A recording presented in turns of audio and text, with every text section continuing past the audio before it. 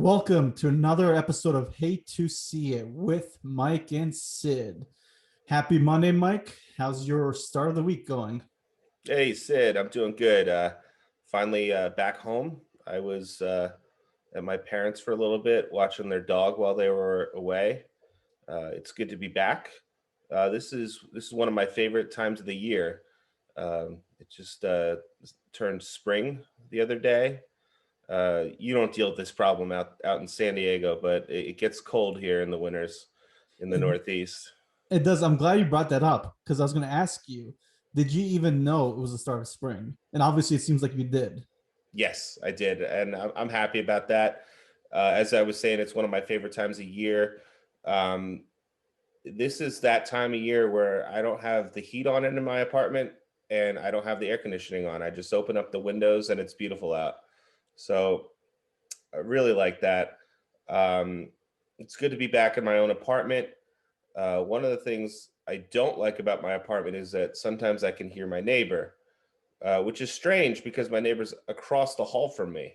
So, Interesting. so we don't even share a wall. I think his voice sometimes like carries through the ventilation or something like that.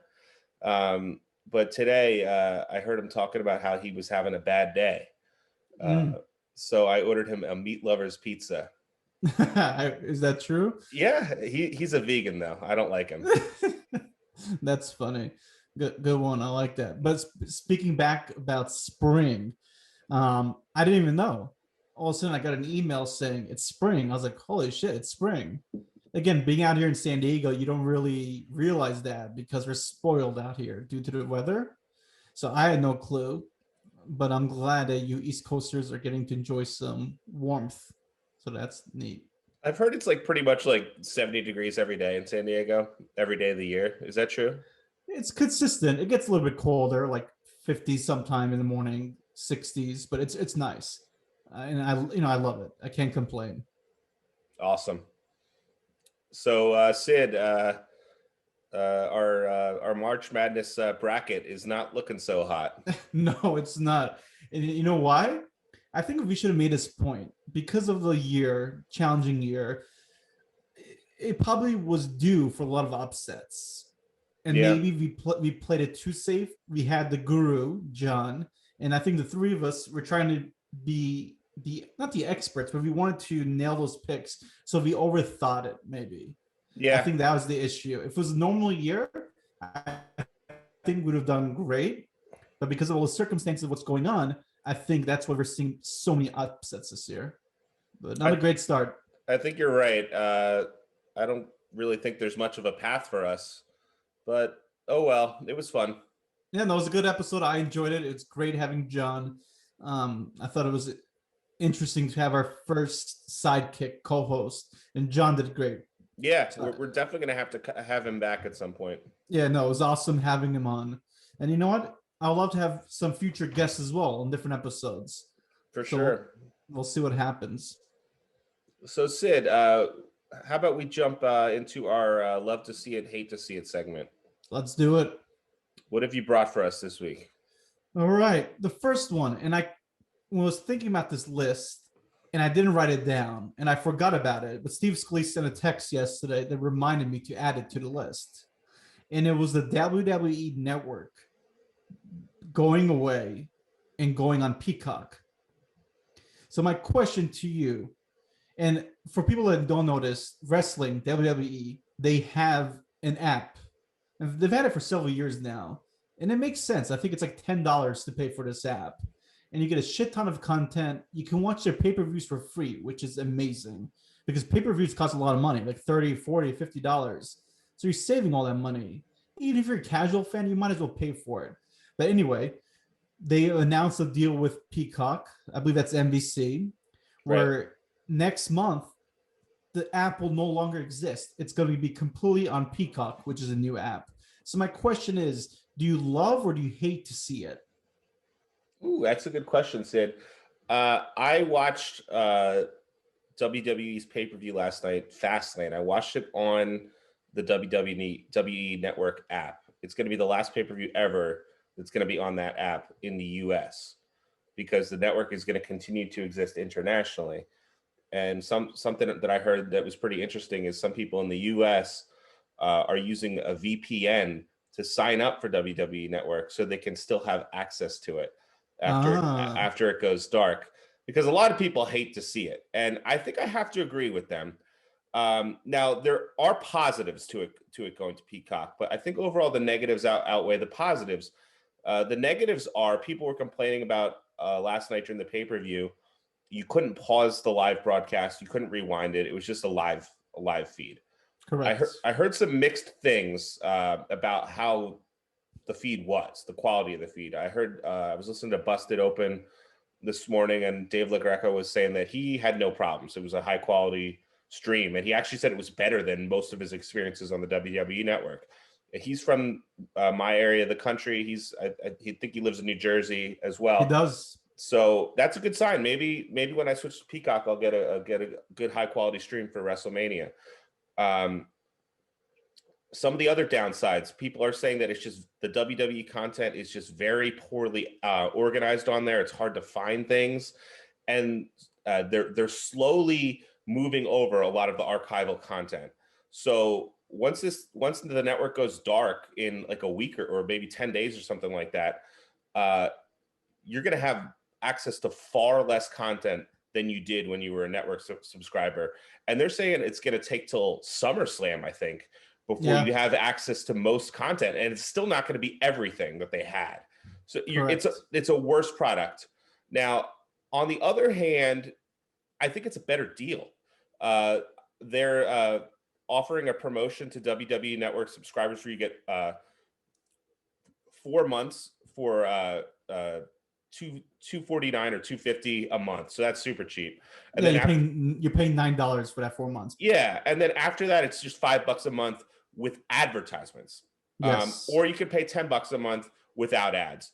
I'm probably gonna opt for the with advertisements tier, so just $5 a month, because the ads are not during the live pay-per-views. Correct. And that's mainly the only thing I watch WWE Network for.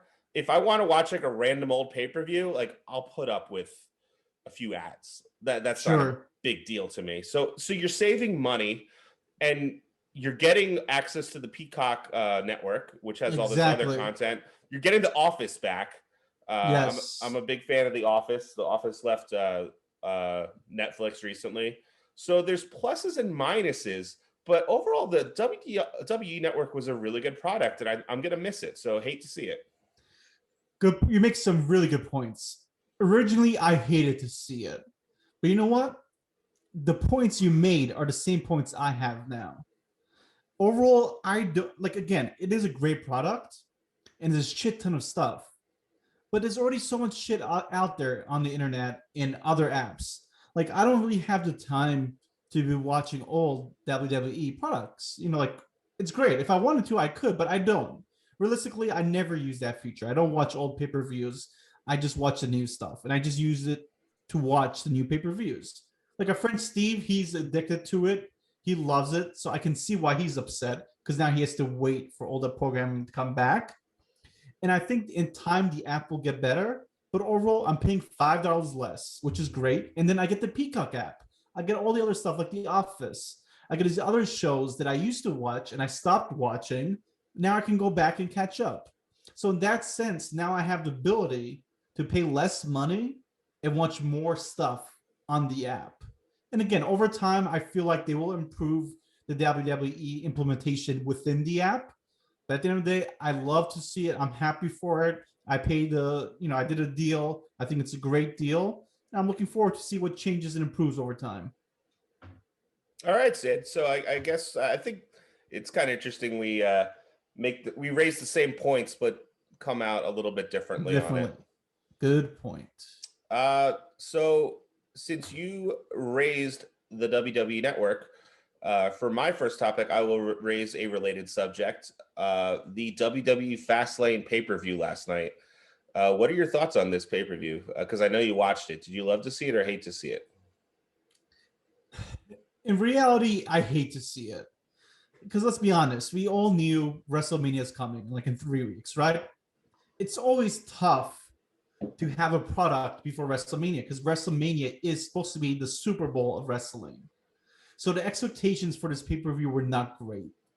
What I was hoping for was that this pay-per-view would really advance storylines going to WrestleMania, and did for a couple of them, but overall it did not.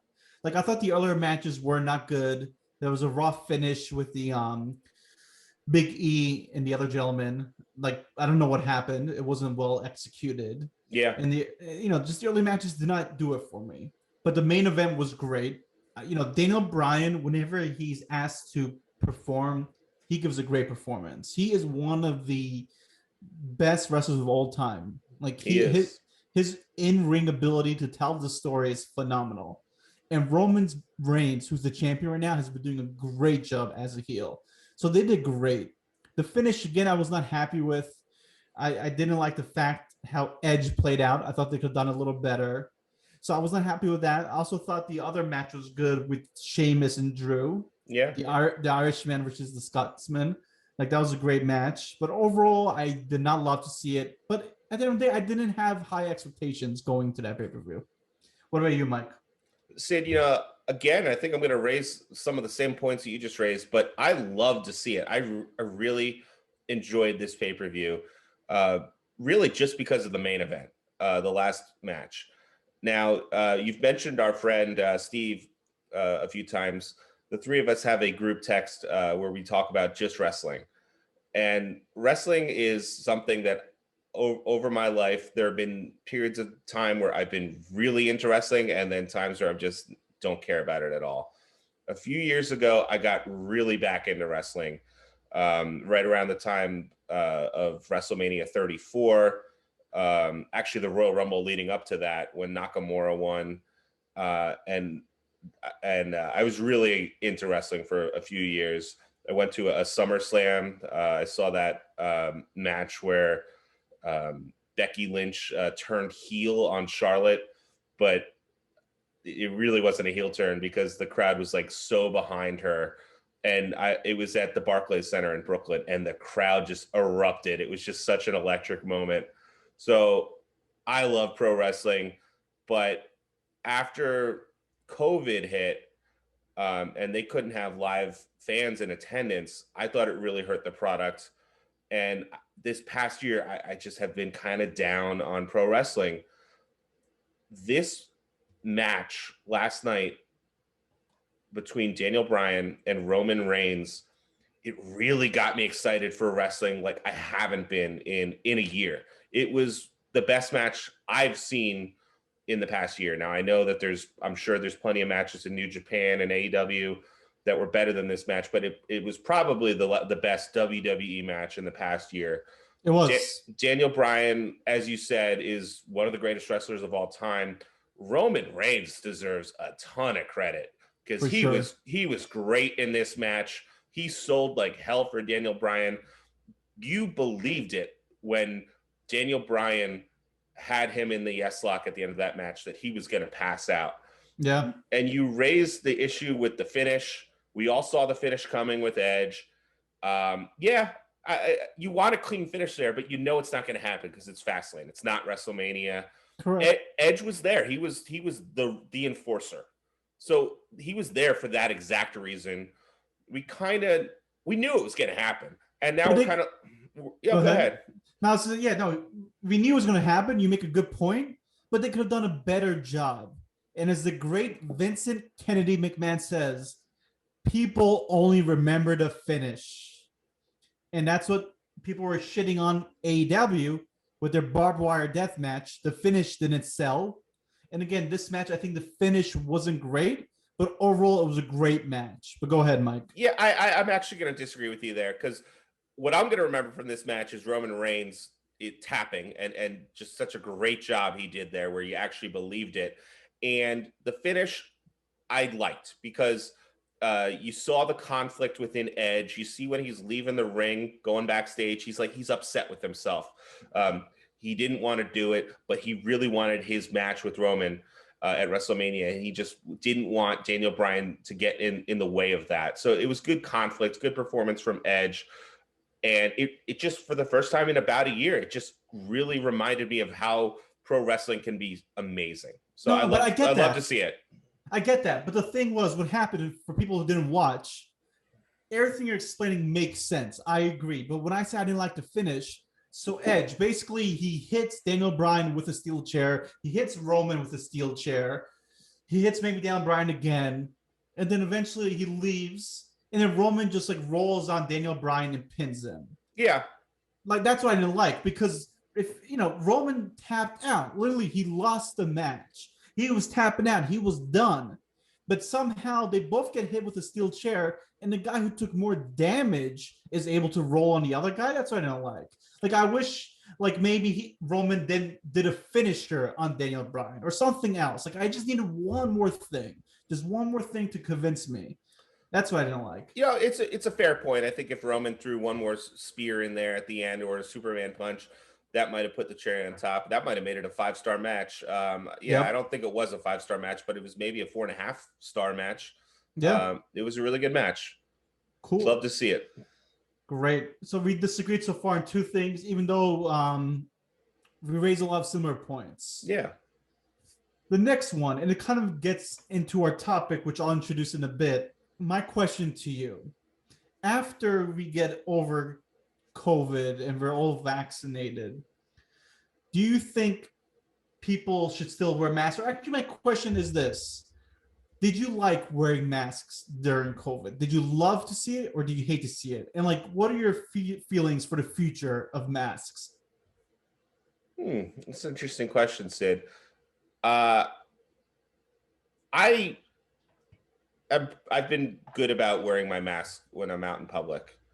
I don't really have a big problem with it. I'm not 100% convinced about how efficacious it is.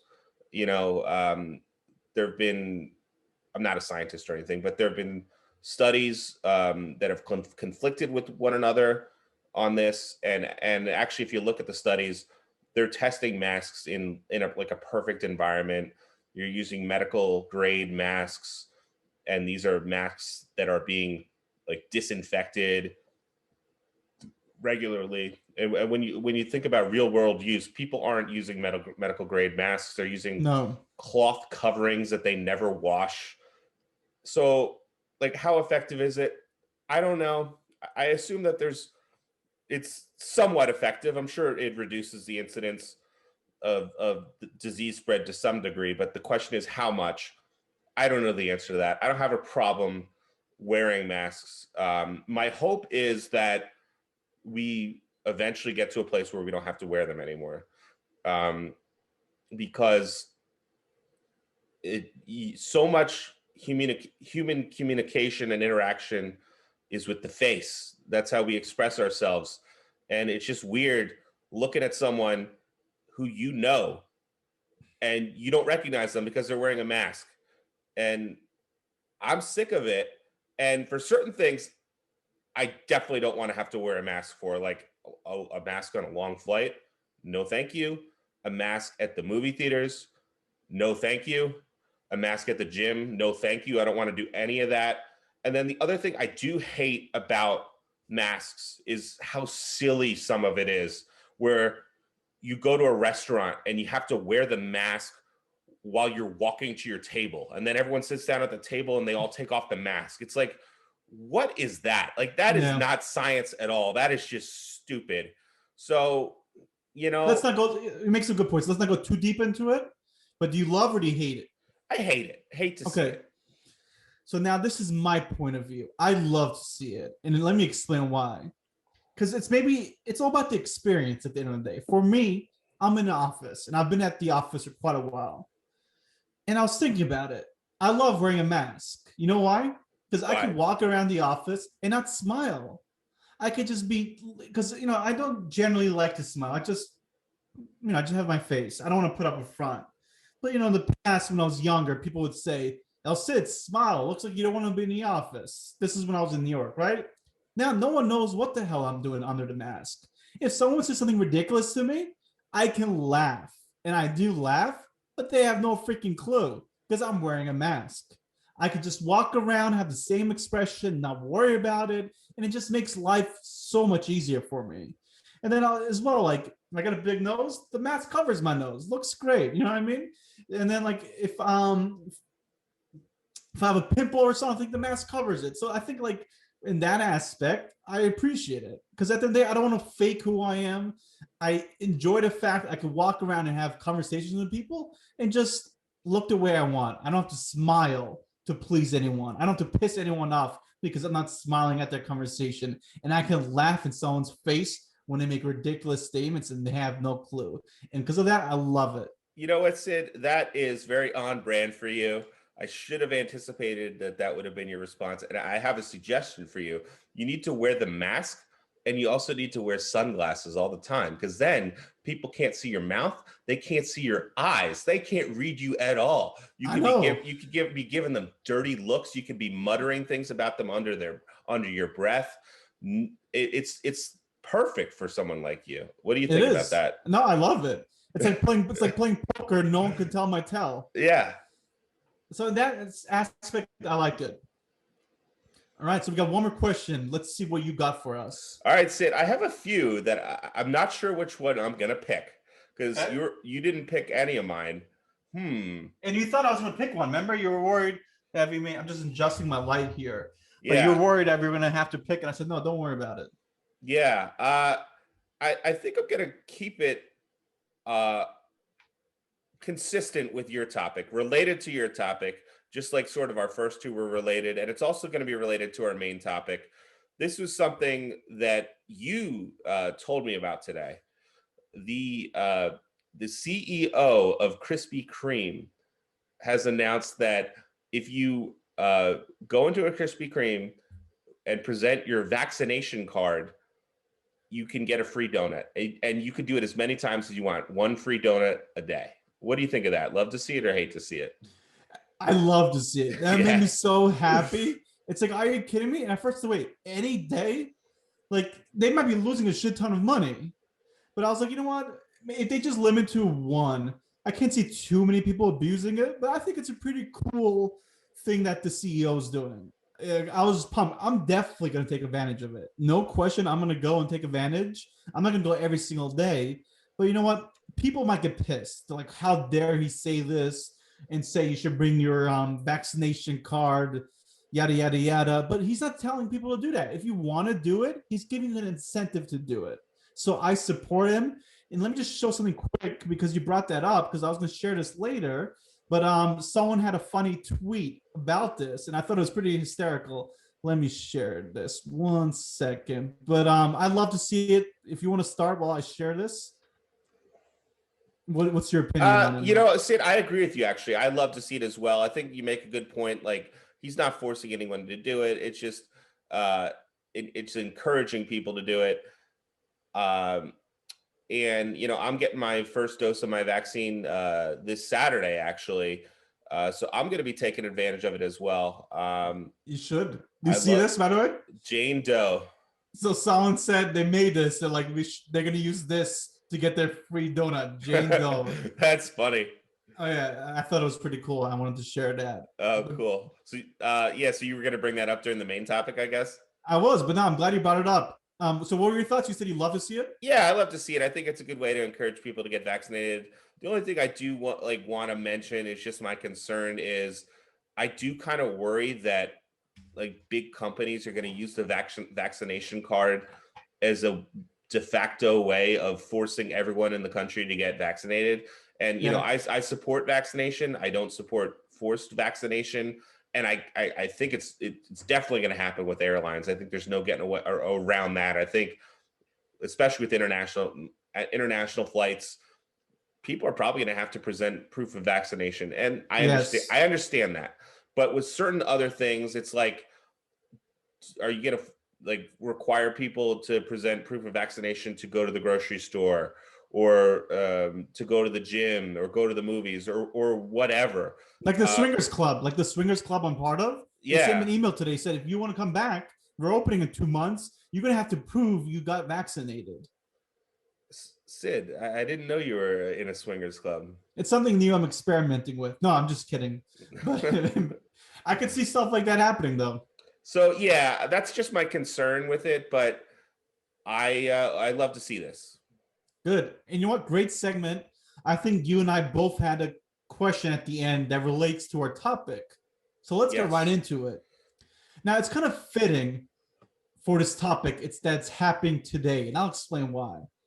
We originally wanted to do this topic last week, or maybe like several days ago. It was supposed to air before our March Madness episode. We Yes. got delayed because March Madness starts like on Tuesday or Wednesday, so we had to bump it up. So it got delayed, and then we wanted to do it again. I think Saturday it got delayed, and then Sunday it got delayed, which is fine. Stuff happens, but the point is, this kept getting delayed, just like what happened during the year. And our topic is the 1 year anniversary of the COVID lockdowns, which Yes. has delayed a lot of things this year. So, in that sense, I thought it was appropriate that this episode kept getting delayed, but it's finally happening. We're going to talk about it, the 1 year anniversary, even though it's not the exact date. I think it's a few days later, but we want to talk about how it impacted your life, my life, and just have an honest conversation about this year, which, first of all, we understand it's been a very challenging year for a lot of people. Yes. We're not here to make judgment or talk about the science or stuff like that. And we know a lot of you have lost loved ones during this. A lot of people have passed away during this year. It's been very challenging. So we want to support all of you. We get the seriousness of this topic, but today we're just going to talk about our own experiences. So Mike, let's kick it off. 1 year anniversary. Yes. Yes, you mentioned a lot of people have lost loved ones this past year. My family, we lost our grandfather, who I believe you met him at my graduation party, Walt Jennings. Great men. He was 90 years old. He sadly passed away from the virus. He was a great man. He was a role model to me. Uh, a lot of people said that my personality is a lot like his, and a lot of the things that I'm really interested in is because of him. I don't know if you know this, Sid, but he was also a big James Bond fan. So you two shared that in common. I was actually thinking about it. Another similarity the two of you had is he had a very strange sense of humor. I found him hilarious, but not everyone did. And one of the things he liked to do was he would like to have a conversation with someone and tell that person outrageous lies, like things that were just absurdly false. And he found it to be funny. And some people would call him out on it and say, like, stop it, Pop, you're being ridiculous. But some people would just believe that he was telling the truth. And that reminds me of you, Sid, because you do that similar kind of thing. I do. No, that's a great point. Because a lot of times I want to entertain myself, and I use others to do that. And I met your grandfather, rest in peace, at your graduation, and we had a good conversation. And he mentioned, he's like, I know you and Mike have been very close. I know he's mentioned that you're like the leader of the pack, and I appreciate that. Thanks for helping Mike over the years and being his friend. I was like, it's an honor. Mike's one of my best friends. So I was glad I got to meet your grandfather. And, I do think about him because I've heard some great things about him through you over the years. Yes. Thanks, Sid. I just wanted to mention that. So rest in peace, Pop. Now, I just thought I'd go through basically how the past year, how things unraveled from my perspective. Sure. Around this time last year, shortly before, a couple of weeks before, I was working in New York City. I was taking the train in every day, and I remember the conversations that people were having in the office as people were finding more and more about coronavirus. And the conversations were, at first, yeah, they were mixed. They were somewhat mixed. There were some people that were very concerned about it. Most people, myself included, thought it was just all hype, and really didn't think it was going to be that big a deal. And then over the course of the next couple weeks before the lockdown started, slowly you started to realize that, oh, this is a big deal. And I noticed at work, some people stopped coming into the office. They started calling out. They started working from home. So the numbers at work started to dwindle. I was taking a very busy train and subway into my office into New York City. Those trains started getting less crowded. I would go through Penn Station every day on my commute. It started getting eerie how empty Penn Station started to get. And that's crazy. I kind of wish I was there to experience that. So I'm glad you're bringing that up. It was kind of creepy how what was going on in New York City. And my office really waited until like basically the last minute when they announced that we were going to be working from home. I think it was the day after St. Patrick's Day. Okay. Which I think a lot of people started their lockdowns a few days before that, maybe even like the Friday before that. Sure. And I just remember it was getting really creepy. I remember having like an entire train car to myself, like during rush hour. It was weird. That does sound weird. Yeah. And so then the lockdown happened, and I think it was the day after St. Patrick's Day. Okay. So just a little over a year ago for me. And I have not been back in the office since. You're not. We'll talk about that later. Yeah, I've been working from home every day since then. It's going to be really interesting. Part of this conversation, I think what I'm looking forward to is you being in the East Coast, me being in the West Coast, which is a premise of our show, right? Yeah. So I want to know what the differences are. Like, what have you been experiencing? What I've been experiencing. So this is why I'm really excited for this topic. Before, and again, I appreciate you bringing that up. I just want to talk about because I don't want to go too deep into the year. There's a lot to cover. Yeah. So I want to talk about my experiences now. So originally, I don't tend to follow the news. Like, I follow on Twitter, but I don't watch the news. But I was starting to hear these rumblings. But I wasn't sure how serious this was. And then generally I have an office, like a private office, but one of my offices was getting like renovated during this time. And then someone because I rotate between two offices, right?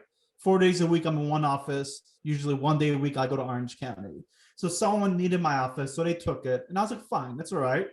So I sat like in a cube, which was kind of like secluded, but it was next to our old like boss. Like, he's got a big office. So I was like, because I chat with him.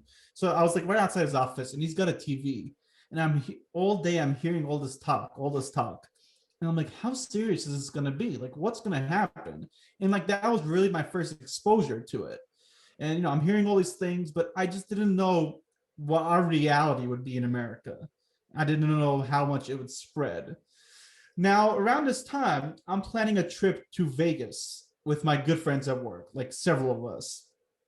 And March 6th, we actually go to Vegas. But this is why I started taking COVID seriously. It's kind of silly, but this is why. And you mentioned it, James Bond. Mm-hmm. Oh, I remember this. Yeah. James Bond is the reason I took it seriously, because I had tickets. And let me just share something. Like I think it was December, January. It was the last movie I saw before lockdown.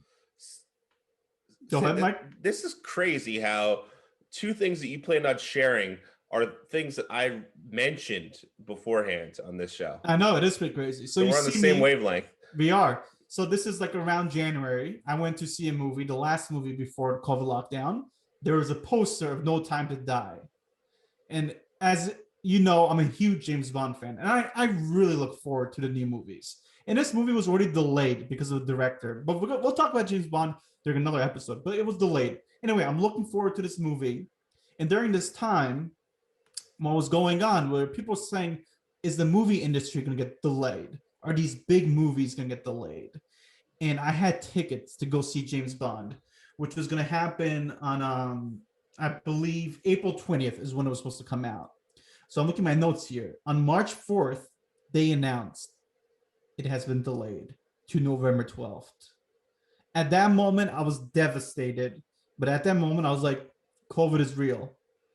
The movie industry, they know this thing is going to stay, and they're afraid. They know they're going to lose a lot of money. And after that, that was, I think, the first major movie that announced the delay. After that, all these other movies delay. So it kept happening. So that was when I first, and it sounds silly, but that's when I said, all right, this is serious. The movie industry is impacted. This thing's here to stay. And then, you know what? It's also crazy, Mike. A couple days later, we went to Vegas. And I can't believe it. We were in Vegas right before the lockdown. We were not even wearing a mask.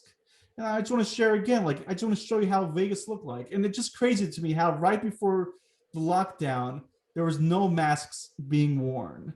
So let me see. So this is me and my boys at work. Let me share it. And feel free to add if you want to add anything. But I just think it's, you know, again, I'm happy that no one got sick. It's pretty remarkable to me that we were there sitting, you know, with each other. As you can see right now, no one's wearing a mask. This is again March 6th. We're having a good time. We're in Vegas. And then again, another quick picture I want to share.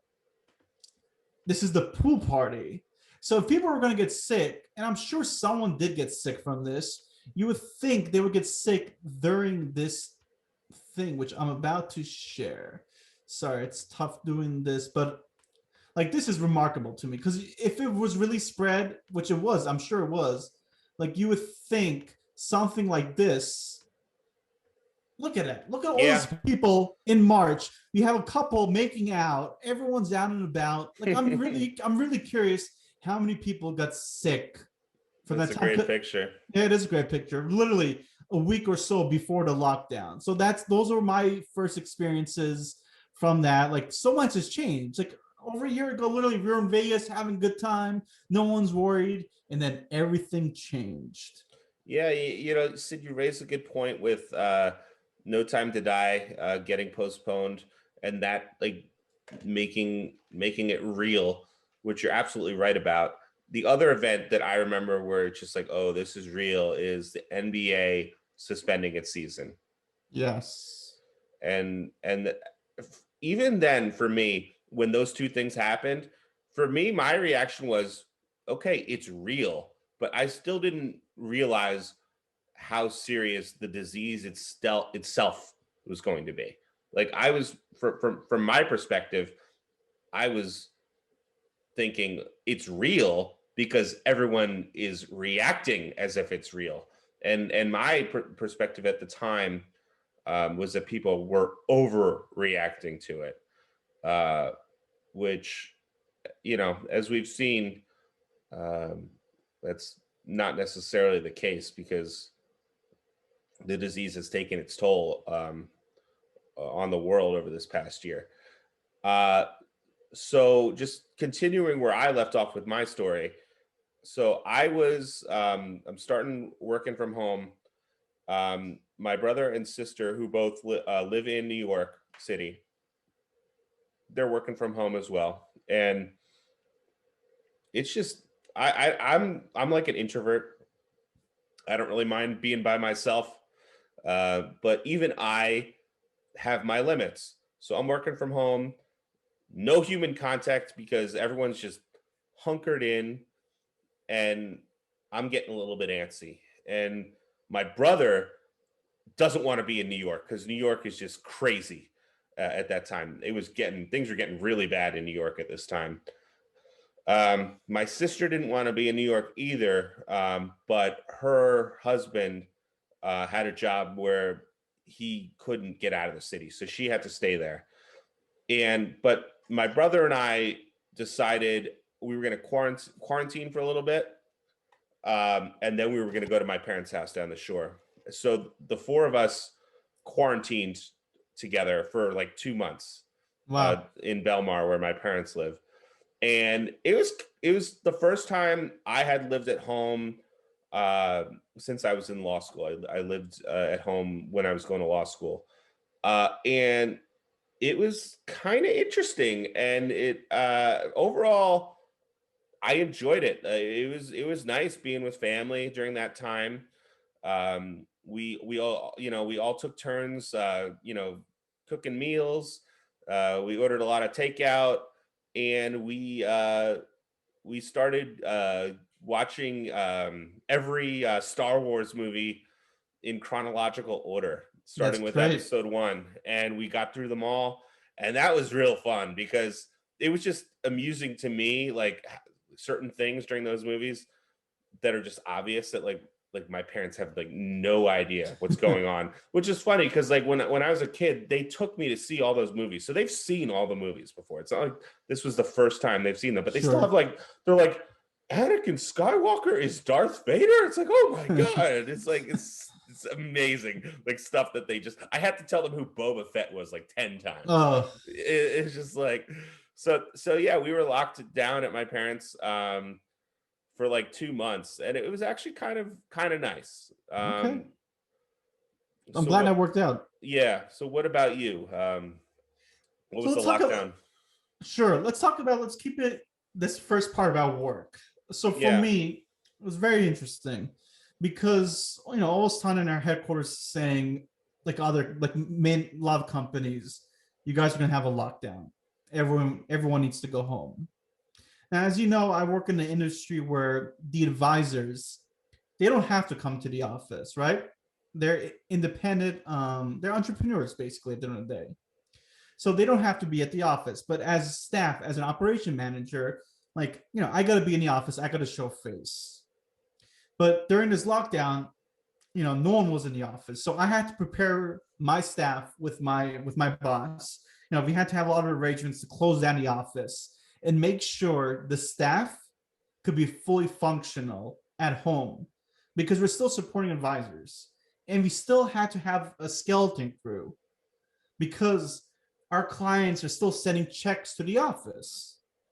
And mail still comes to the office. So for compliance reasons, someone still has to go in every day, even though we're locked down, because they have to check the mail every day. Yeah. So I want to give a big props to, because we have 5 offices in my branch. So my team did a fantastic job doing the skeleton crew. But for me, I was mainly at home. And in theory, you would think I would like working at home. But again, I just like being around people. It was definitely a tough adjustment. So I come here, I'm like, all right, how do I set this place up, right? Like I can't, like I have a desk, but because of my cat, it's very hard for me to have wires showing. Where is like, Gato? I haven't heard Gato during this episode. I know, because he just ate right before the episode, so I think he's just chilling. But that's the trick. You got to feed him right before we record. Exactly, but he might be coming soon. But again, I can't have cords showing, so I can't have a desk set up because he's gonna chew all freaking cords. So I'm like, what the hell do I do? So I was like, I had this beautiful new TV, 55-inch 4K TV. I literally connected my laptop to the TV. I sat on the couch, like legs out. So basically, it's like an L couch. So my legs are out. Like I'm sitting like this. I have a keyboard in my lap. I have a mouse. So I'm working off of my couch for like a month and a half, 2 months. So it's really not the ideal setup because I'm not on a desk, but it was interesting. Like literally, I'm just chilling on my couch. I have a drink, but of course Gato's here now. But you heard his name, right? He did. Now he's gonna start trying to cut this cord. But yeah, like I was literally on my TV. So so literally I was, working on a 55-inch TV as opposed to a screen. It was definitely an adjustment. And people are probably like, you're probably playing video games, you're doing this, watching movies, but no, I work. When I start working, I'm very responsible. Like I want to make sure I put in my hours and get it done because I know people are relying on me. So seriously, I just worked all day. So that was definitely interesting that that I had to do this adjustment. Like we all had to do that. Like COVID made us all think, all right, now we're working at home. We should buy desks. We should buy this. I'm sure a lot of places made a lot of money. You got to buy webcams. So that definitely changed the game because people had to now create a remote environment at home. For me, I didn't have to as much because I knew I'd be back in the office. And I was back like a month and a half later, maybe 2 months. But for you, you're still working remotely. Yeah. So tell me about that, Mike. Did you have to make any adjustments to work from home or not really? Was it pretty plug and play? It was a pretty smooth transition for me. My company was ready from day one to go remote. it's been entirely seamless. There's a real possibility that we'll just stay remote permanently, which I actually would love.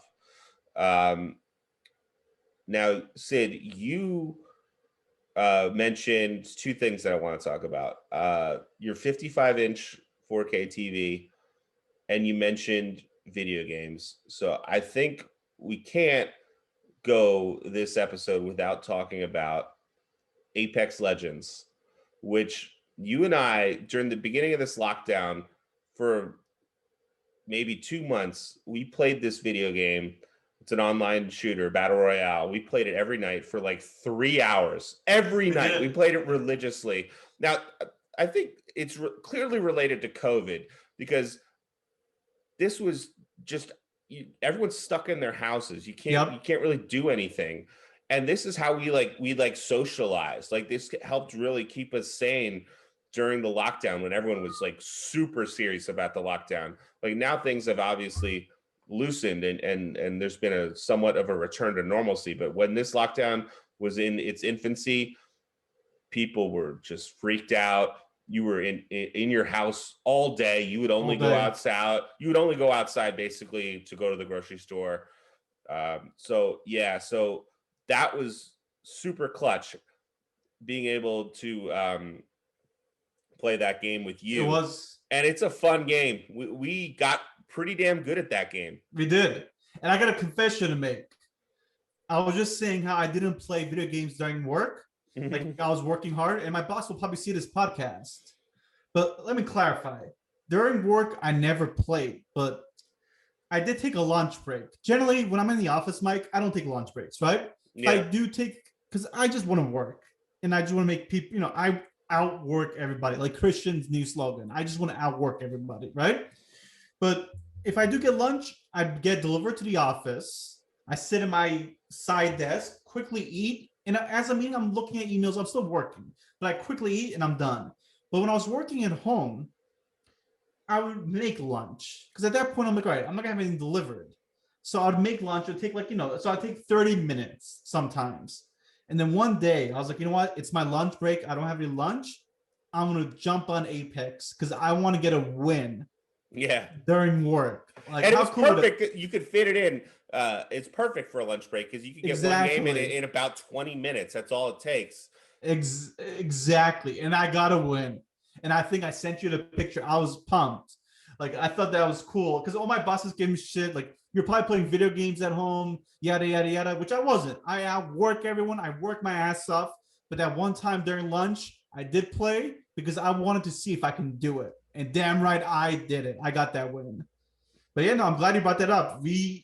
And I think COVID has helped that because a lot of people are finding different ways to communicate, to stay sane, like you said. And video games is such a great way to do that. Yeah, there's been winners and losers from the pandemic. And the video game industry was a big winner. Sales were through the roof. Nintendo had a huge year with Animal Crossing. Just sold a boatload of copies of that game. People playing online shooters like Apex Legends and Fortnite and Warzone.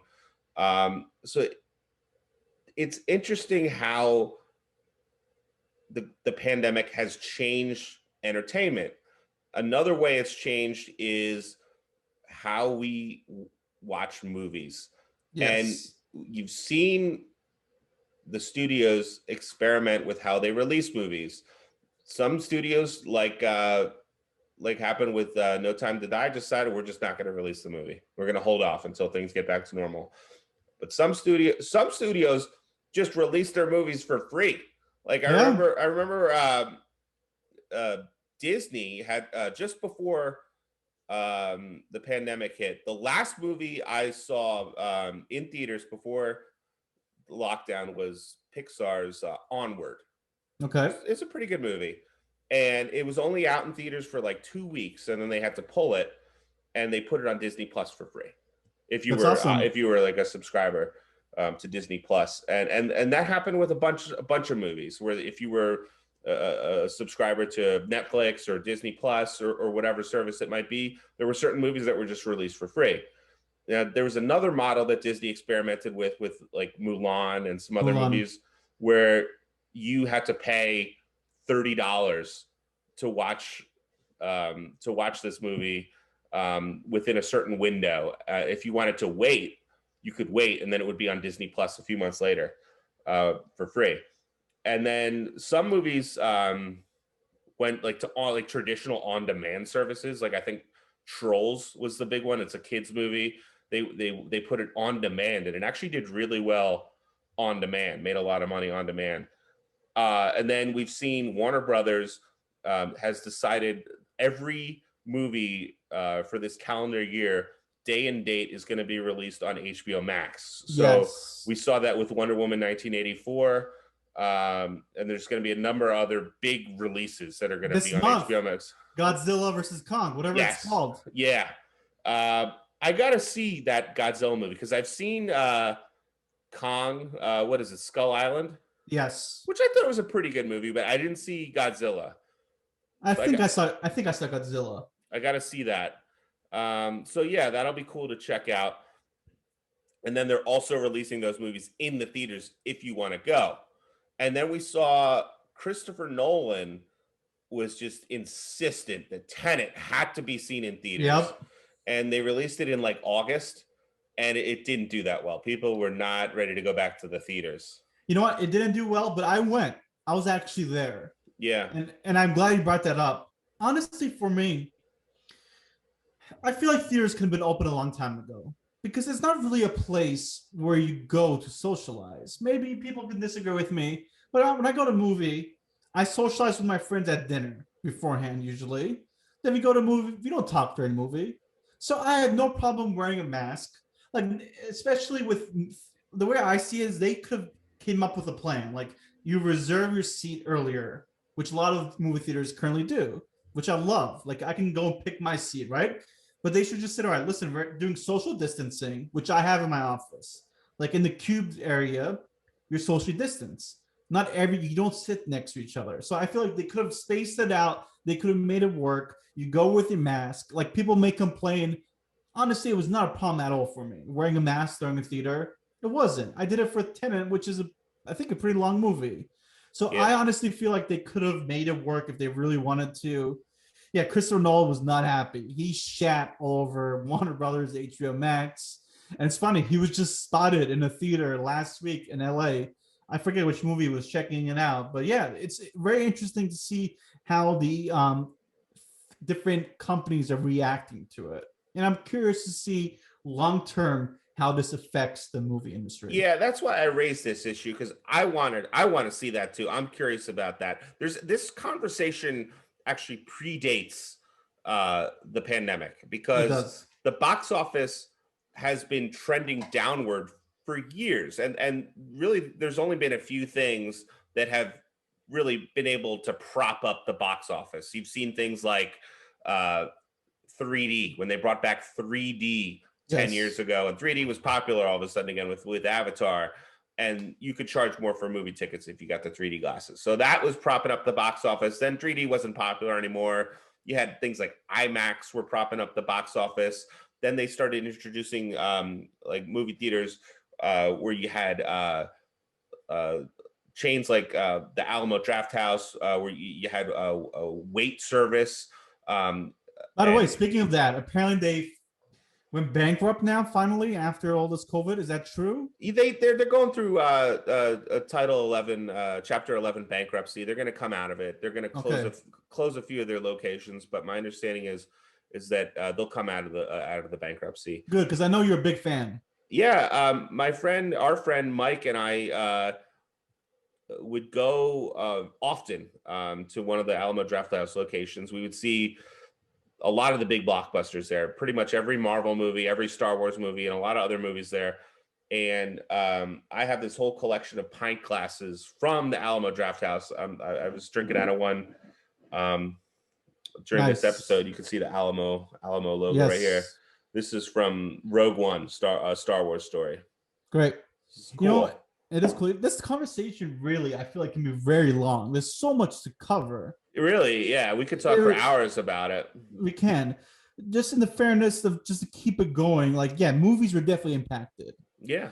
And I kind of want to move along. Was there any other things you wanted to add about the movie industry or in general talk about before Well, we? the only thing I want to say is I hope that the movie industry makes a comeback.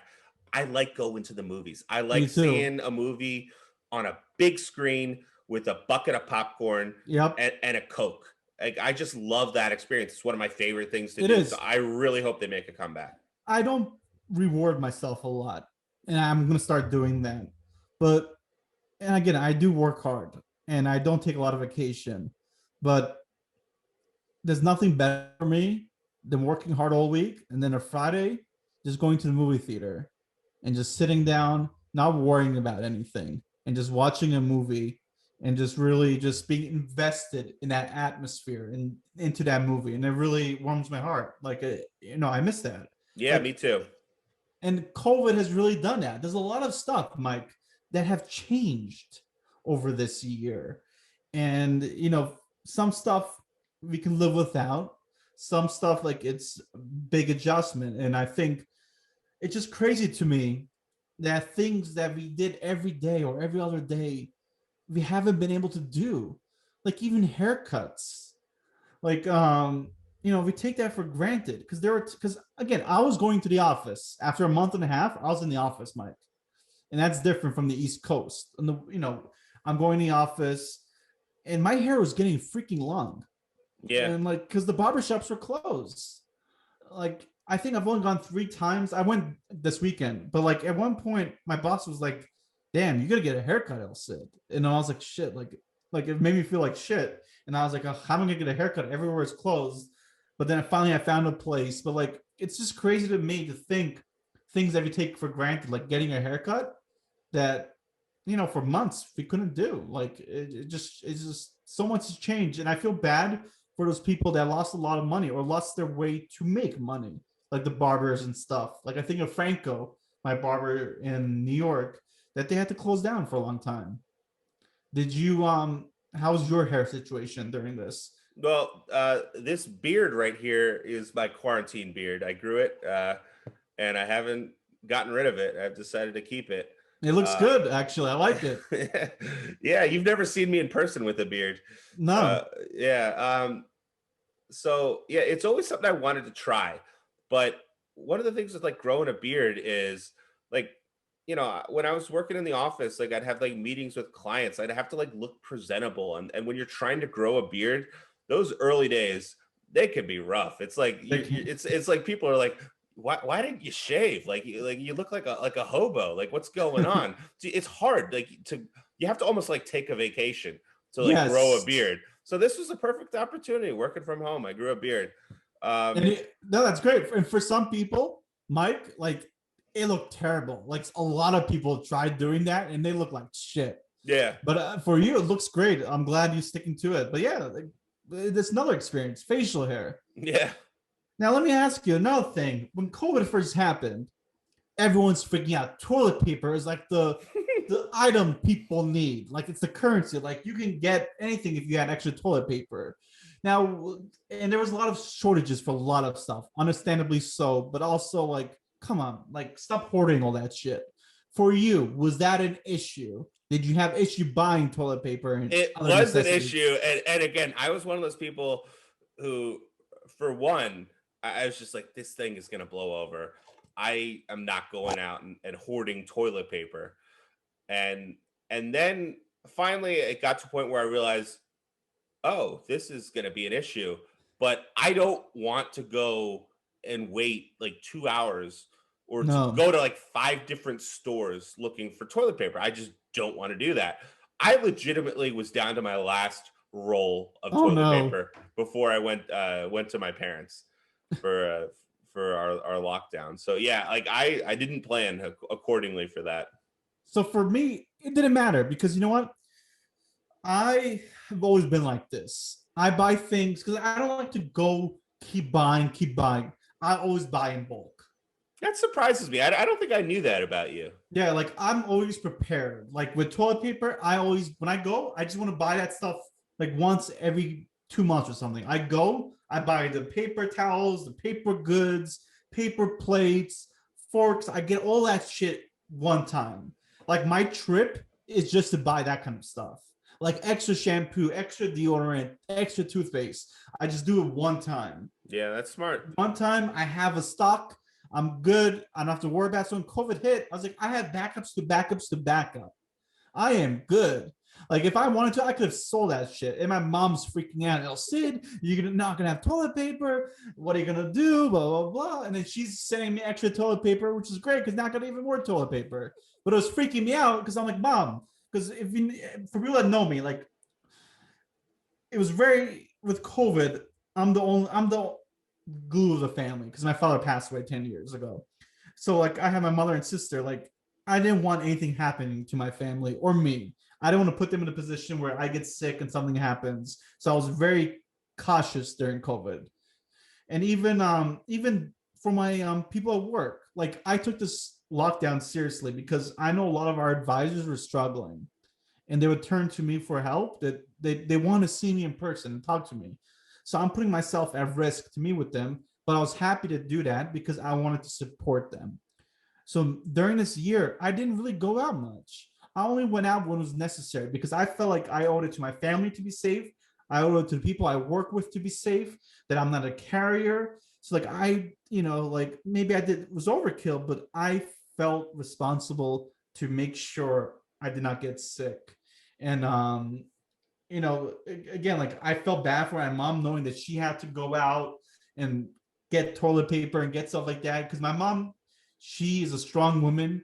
She doesn't take no for an answer. Like she'll go out, she'll wait. She's not afraid. And, it scared me. So I'm glad she finally got vaccinated. But yeah, it's a tough time for a lot of people. A lot of people were struggling with the toilet paper. But now this is my message to everyone. I hope you know now, like always have backups to these important things in case something happens. It's very commendable of you, Sid. It's a Thank you. Good message. A funny story that I wanted to share about this. Again, there was this young advisor who wanted to meet with me in Orange County. So I'm like, sure, I'll be in the office tomorrow. I'll drive down from San Diego to come meet with you. And I've never met this person. It was the first time I wanted to meet her. So we meet in the office. She comes into my office. I help her out. We go our ways. And then one of my colleagues, she comes to me. She's like, El Cid. And she has this concerned look on her face. And I told you this. But she's like, El Cid, someone overheard in the women's bathroom that someone thinks they were exposed to COVID. And there's not many people in the office right now. We think it's the person you met with. I was like, what? She came into the office specifically to see me, and she thinks she might have COVID. I was like, are you kidding me? I was upset. But as the professional I am, I was not going to go ahead. It's like a biological attack on you. Exactly, it is. But I was very professional, so I just asked her to come back to my office. I said, hey, everything's okay. I just want to check with you. Someone was mentioning, I explained the situation. She felt so bad. And she said, no, I was joking with my friend. I said, okay, that's fine. So you don't have it, And she said, no, I'm sorry. I said, okay, that's fine. That's fine. Just be careful what you say in public. You don't want to be misinterpreted. And then later that day, her manager called me and he's like, oh, Sid, what did you say to my advisor? She's freaking out. I was like, hey, I was very professional. This is what happened. And then he finally realized like she's good. She was just, embarrassed. But again, I didn't take it out on her. But I thought it was, at first I was like, wow, like why would someone come meet with me if they think they were exposed? But it worked out. She was not exposed. I didn't get exposed. But those are real serious things that I have to think about every time I meet with someone because I don't know what they're doing. I have to trust that the person I'm meeting with is fine. And one thing I want to talk about, people can argue about masks all they want.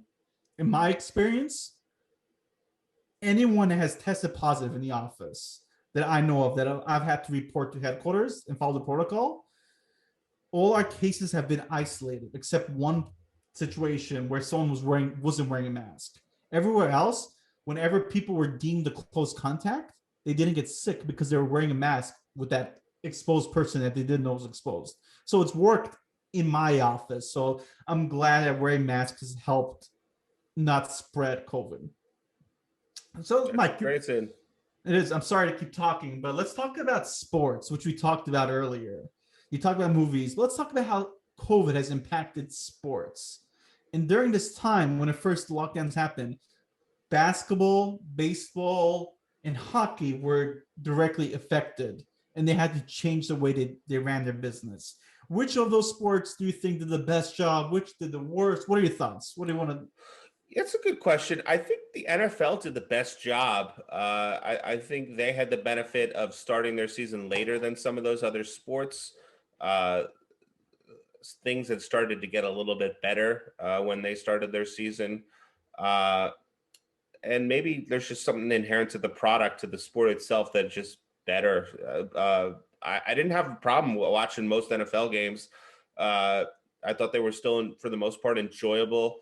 Um, Baseball without any crowd noise is kind of rough. It is rough. It's like watching like like a high school game where the teams aren't any good and you don't even know who any of the players are. I'm not a big basketball fan, so I can't really comment on that. But yeah, baseball was rough. Um, College basketball, uh, I think is pretty rough. Tennis, I think, was okay.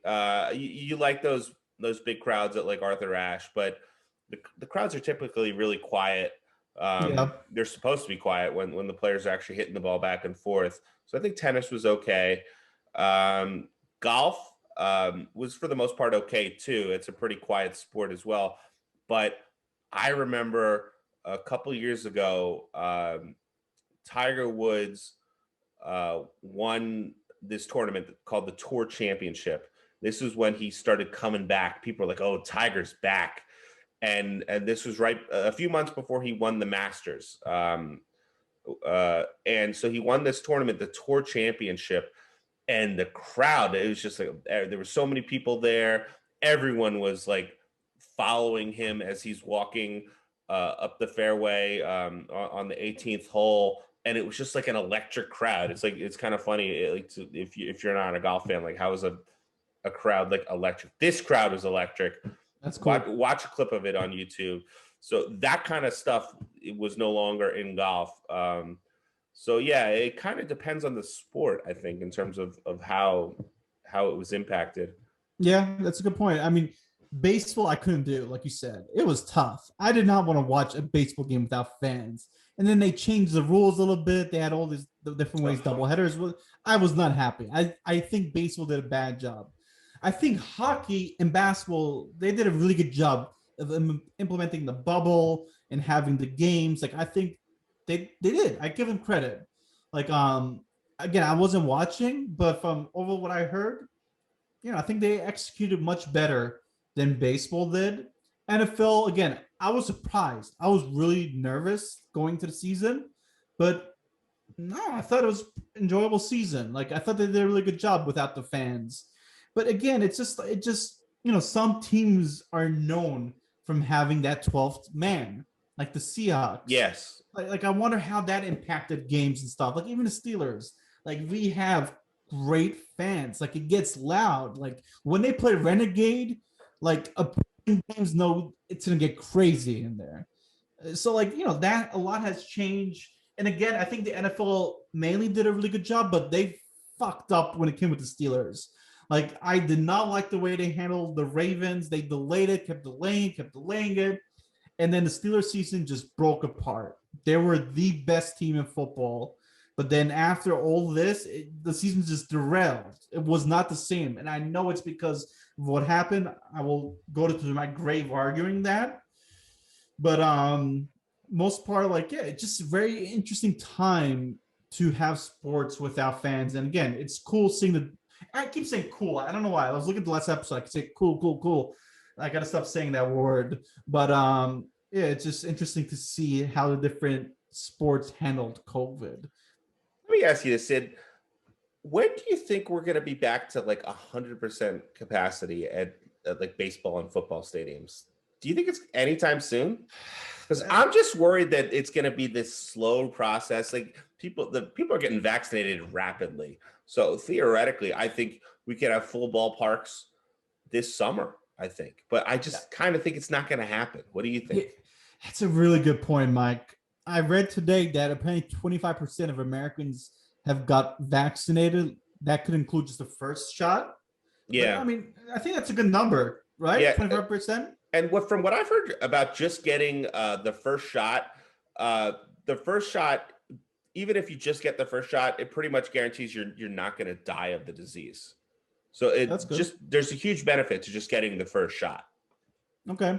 Yeah, no, but I really don't know, Mike. I feel like, again, baseball is now the sport that's predominant right now, that's going to start soon. Yeah. So I'm curious to see how that attendance levels change. I really don't have an answer. Again, I'd hope by summer, but I could still see the whole season not get to 100%. I think it might be still reduced. But I think it definitely is going to be reduced, you know, but we'll see. We'll see. Like, I know Texas, like, they're saying it's going to be full, apparently. Mm-hmm. Right? Did you hear that? No. Like, apparently the Rangers. Yeah. Yeah, I think they said full capacity. I could be wrong.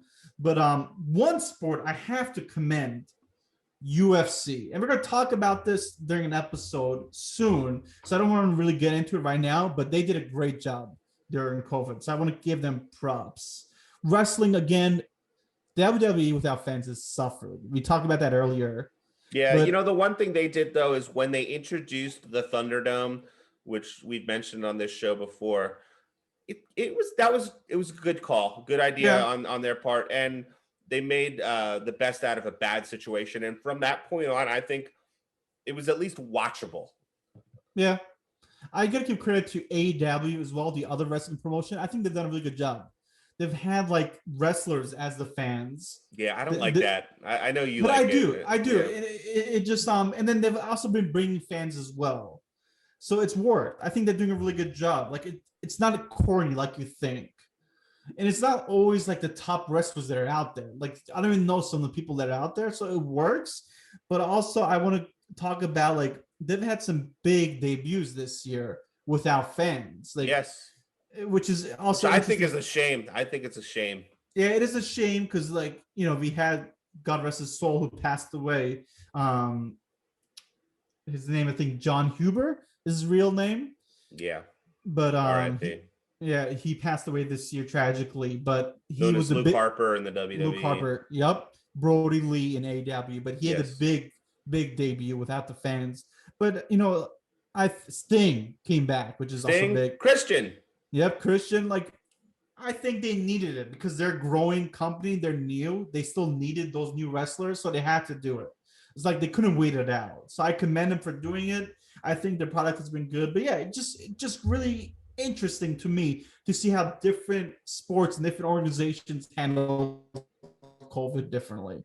And even work. Like even my office, like, you know, we've been in the office. For you guys in the East Coast, it's different. Everyone's working remotely. So that's why I'm glad we're chatting to talk about our differences during COVID. Yes. What else do you want to talk about? What else has changed for you this year? So one crazy thing that my family went through that I would be remiss to not bring up is my sister was supposed to get married in June. Had to postpone that wedding, obviously, and they rescheduled it for October. And we were able to do the wedding. It went perfectly. It went amazingly. We had it at my parents' country club. It was outdoors. We had it underneath a tent. We were safe. People had masks. A lot of people showed up. Pretty much everyone they wanted to show up showed up. It was interesting to see how some people handled it versus others. Like some people were just like, you know, dancing and right up, you know, as if there was no pandemic going on. Some people were like super creeped out, like showed up for the reception, stood way in the back, and then just left out after the ceremony and didn't even go to the reception. So yeah, you saw that, like the difference between how certain people were reacting to the pandemic.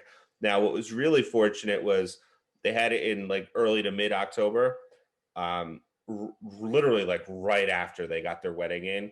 This is like when the second wave was starting to happen in the Northeast, and New Jersey's governor started bringing back some of the more stringent lockdown requirements, and people started taking the disease really seriously again. So it was really lucky that they were able to get the wedding in, and they were so happy, and my parents were so happy. So that was one of the bright spots for us during this lockdown. Oh, congratulations to Kelly and your family. I'm glad that worked out. Like, yeah, that had to be a really challenging time for them to plan it. And a lot of couples went through that. Like my cousin Mark was supposed to get married in December. Literally last second, the wedding got canceled by the venue. And, I feel for him. I feel for his family. They were really hoping to get it done. They were really prepared. They did everything that they had to make sure it'd be a safe wedding. But unfortunately, last minute, it got delayed. I think they still had their honeymoon. I don't know when the wedding will happen, but Mark, I promise you, when it does happen, it's going to be an awesome time. And we'll make sure that the two of you are celebrated and we'll have a blast. But yeah, that's an industry that has lost a lot of money. Hotels have lost a lot of money. The airlines, a lot of businesses have suffered. A lot of businesses will never come back from this. They won't. And, I haven't really prepared for this conversation. I had thoughts in my head, but one thing I just thought about right now about businesses suffering, we got to give credit to Dave Portnoy, the Barstool founder, president, El Prez, yes. El Prez, like he has raised a shit ton of money for small businesses. I'm talking shit ton. Last time I checked, it was like $35 million or something like that. Yeah. A lot of famous people like Elon Musk have donated. Aaron Rodgers has donated. It's a great cause. If you have not seen it, research it because they are really helping these small businesses. And Mike, make sure you hashtag Barstool Fund, whatever it's called. It'll get us some views, hopefully. Just real quickly, raising Dave Portnoy just actually brings back certain memories of mine of the pandemic, because I remember right as the people were starting to take the pandemic like really seriously, but before the lockdowns were in effect, like I was still going into work. And I remember when I was in Penn Station, it would be very hard for me to like watch a video on my phone because so many people are using the internet. You just have a really slow internet connection.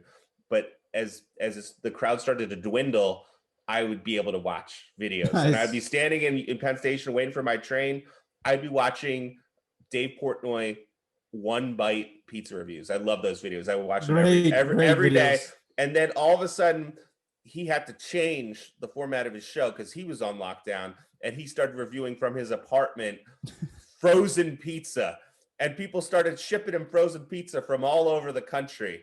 And that was fun. I used to watch those every day during the beginning of the lockdown. Yeah, Dave is awesome. At first, I thought he was an asshole. He sometimes comes off as an asshole, but he's a great businessman. Yeah. And what he's done with Barstool is commendable. Yeah, and he always finds a way to make himself relevant. Yeah, he fucking interviewed Donald Trump. Yeah. Like during the pandemic. Mm-hmm. Like, there was the whole thing with the Call Her Daddy podcast. Remember that? Yeah, I remember that. But like didn't Trump like shake his hand or something? And then they were saying like they don't allow Trump to do that or whatever. But Trump's like, for you, I trust you. I forget, it was in the clip, but yeah, and people were like going after him for like doing the interview. He's like, dude, like if I have the opportunity to interview the president of the United States, I don't care if he's Republican or if he's a Democrat. I'm going to interview the president of the United States. That's just his attitude. Yeah, and I like that. And even his dad, who doesn't like Trump, like they did a joke. They called his dad. Yes. And his dad had no clue, or maybe he found out, but like he showed our former president, on the phone to his son or whatever it was, to his dad. But yeah, I thought that was a cool moment. Like it's great seeing who's excelled during this. Yeah. And who, it's tough. Again, I keep thinking about my advisors. A lot of them have had a really challenging year this year. And, we want to do our best to support them. And, we think of that, all of you that have struggled this year. And we're hoping our episode brings some good memories, because a lot of good has come from COVID too. Like, the way we communicate at work has changed for the better. Like my team being in 5 offices, we're connecting now on virtual calls that we were not doing before. Like you've had to adapt during COVID. And if you do not, you fail. So I think, as a society, we've grown and we've become better. Like a lot of times we rise like a phoenix. Like when something bad happens, it's human nature. Like you can't just live in the past. You have to improve and get better. And I think that's COVID has helped a lot of people. And I know a lot of lives have been taken, and you truly feel for this family, but it's also brought some good memories for some people during this year. Yeah, it's the American spirit. It's very similar to how we came back after 9/11. Just when things like this happen in our country, it's just like we come together, and we fight back, and we come back stronger than we were before. That is well said. Is there anything else you wanted to cover, Mike? Sid, you mentioned that we could literally talk about this topic for hours. We're going to be talking about this past year for the rest of our lives. It's the most significant year in our lifetime. It probably will remain that way for the rest of our lives. It's one of the most significant years in modern human history. So we could talk about this for hours and hours. I covered the main things that I came into this episode wanting to talk about. So I'm good wrapping it up here if you are. No, I am good as well. I also wanted to mention again, No Time to Die. It got delayed once, it got delayed again. It got delayed to April 2021. It got delayed again to October 8th. Like, it's happened a lot. I really hope October 8th is the final date and I can finally see No Time to Die. Like, Yeah. it's been torture for me. So I look forward to hopefully finally. I've literally bought tickets twice to see this movie. But you know what? Good things come to those that wait. We'll get there. Thank you everyone for joining and watching our episode and continuing to support us. I hope you guys got something meaningful from today and you can see the differences that Mike and I have had this year. Again, we think about all of you during this challenging year, and we just look to see what's next. Have a good evening, Mike. You too, Sid. Thanks for tuning in, everyone. Have a good one. Bye.